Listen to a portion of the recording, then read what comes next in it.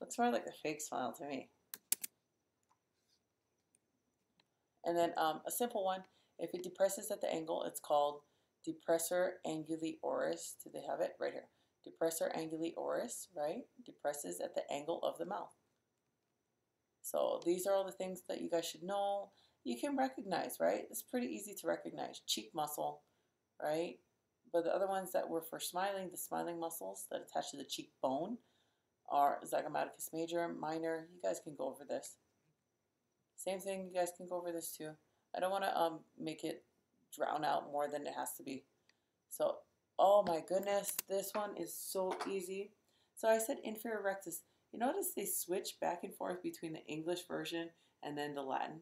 So if I wanted to use Latin, the way that my chart is made, it's rectus superioris.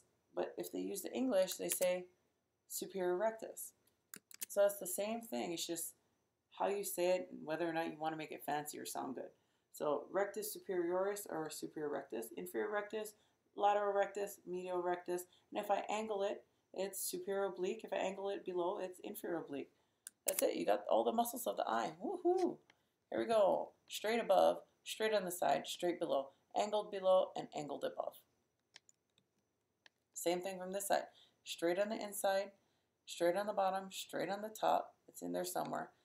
Angled on the top. You notice how you see how it angles, right? It's the attachment point that is angled, not necessarily the direction of the muscle fiber. Same thing. So this is a chart you guys can review. Masseter. Here's where your mnemonics are going to start to come into play. So bitum, bitum, bitum. So I bite them up, right? I bite up my food. Bite them. Item are the four muscles of mastication. The buccinator just helps to hold the food in. Right? So when you're chewing, your food doesn't fall out when the buccinator is active.